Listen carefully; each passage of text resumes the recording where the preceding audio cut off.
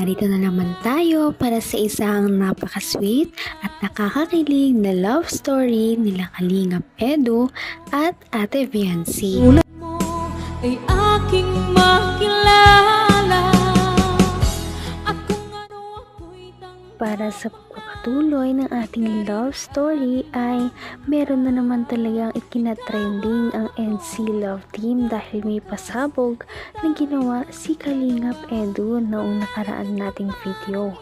At ngayon nga ang pagpapatuloy nito dahil sinabi niya kay Ate Viancy na gusto niya daw talaga ito. Ngunit hindi naniniwala si Ate Viancy sa mga sinasabi ni Kalingap Edu. Kaya naman para patunayan ito ay tumalon si Kalingap Edu sa ilog. At hindi lamang isang beses kundi dalawa. Kaya naman parang nininervyos talaga si Ate Viancy dahil sa mga ginagawa ni Kalingap Edu para lamang patunayan ang nararamdaman. ang nais ko lang. Kung naman po kayo maglangon. Sabihin mo lagi ako'y iyong mahal at hindi pa nandali at hindi panghapabuhay. Hindi na tataksin kahit Kasi para sa ito.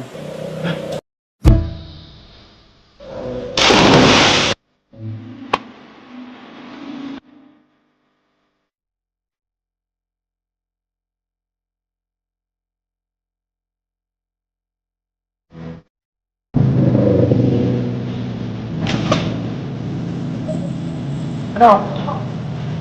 Iwala ka? Kamusta? Ay! Ay! Ay! Ay! Ay! Ay!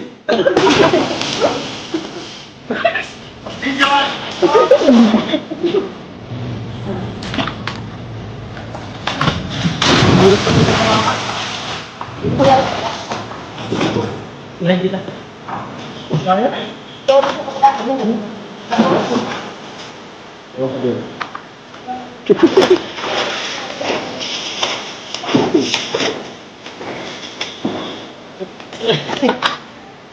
Saan daw ko? Lang. Kailan sa tabi? kung ano ako'y tanggap mo na hindi ka rin nag-aalilangan pa. Nabigla talagang lahat dahil sino ba naman ang basta-bastang tatalon sa ilog ng hindi planado, diba? Kaya naman nagulat ang lahat dahil tinalon talaga ni Kalingap Edu ang ilog na ito para lamang patunayan kay Ate Viancy na gusto niya na talaga ang talaga. Saan daw ko? Lang. Kailan sa tabi? Hello. Hello, itali lang. Ano? Iwala ka? Pasok. Pampasok. Maniwala ka na to. Ang bira. Umarang tayo. Nagtag. Nira pa sa katawan niya.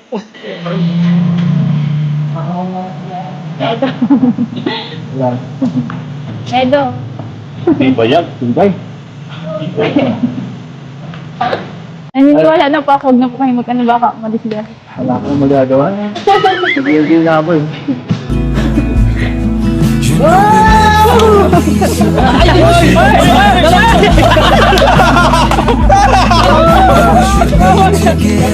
It's heavy weather. We're heading for tonight. You better take what you need, 'cause the time's right now. Orange skin. Kinda same. Damn it, I can see us make history. Baby, but I Kailangan natin damayan si Eds at pinatunayan niya eh. Hoy, kayo mga alalay na Naman ang bawat panaginip ko, ikaw lang ang tinitibo. Ang malala pa dito, Talagang hindi isang beses kundi 2 beses talagang tinalon ni Kalingap Edu ang ilog na ito para lamang patunayan kay Ate Fiancee na gusto niya ang dalaga, at si Ate Fiancee naman ay namumula na lamang sa gilid.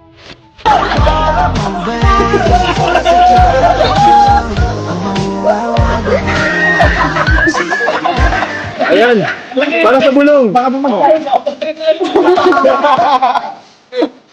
Takbo! May saan kayo! Para sa bulong. So, dami ito. Sunod, si Sam! Tama sa'yo siya. Para sa'yo ito.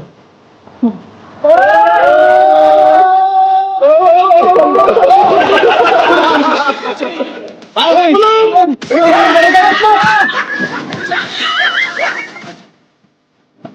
Bro, kinakabahan ako sa'yo, bro. Naman, ganyan mo.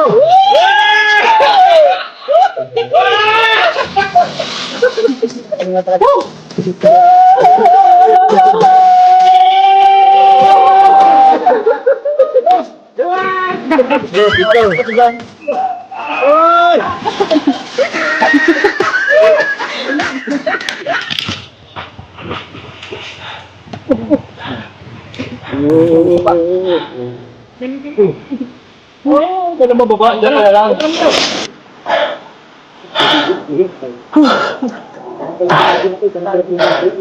Pagod. So, ano? Hanggang wakas ay tayo ng dalawa. Palagi kang naman ang isip ko. Hindi nga alam ni Ate Fiancee kung ano ba talaga ang kanyang gagawin dahil parang hindi talaga mapigilan si Kalingap Edu sa kanyang nararamdaman at sa gusto niyang patunayan sa kanyang nararamdaman. Kaya naman parang ninenervyos na lamang talaga si Ate Fiancee dahil hindi niya makontrol si Kalingap Edu. Huwag mo sabihin. Hindi ko pa rin naniniwala. Basang-basa na ako. Ay, ginawa ko yun para sa'yo, ha? Ano? Naniniwala ka na? Ha? Napilitan ka lang yata eh. Akin nga ka mo? Ano? Ano? Naniniwala ka na?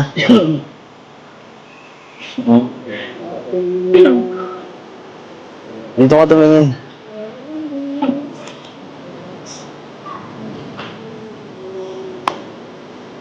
Ano? Hindi ka naman naniniwala eh. Ha? Siyempre. Pinalam ko lang sa'yo kung gaano kahit ano gagawin ko. Ano? Kasi ay.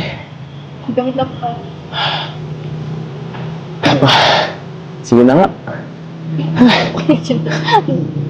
Ano? Payatot no? Pagod ako dun, ha? Napagod ako dun. Ako lang yan nag-enjoy dito eh. Pero mas masaya ako dahil Grabe talaga ang nagagawa ng pag-ibig. Biruin mo ay napatulong talaga si Kalingap Edu sa isang ilog para lamang patunayan ang kanyang pagmamahal para kay Ate Fiancee. At hindi po yan dyan nagtatapos dahil sa kanilang date na ito ay marami pa talaga siyang mga sinabi at pinatunayan kay Ate Fiancee. Napaka-sweet talaga nila at napakabait ng tambalang ito kaya maraming sumusuporta. Kaya naman, sana ipatuloy natin silang suportahan at mahalin si Fiancee, si Kalingap Edu at ang Kalingap team.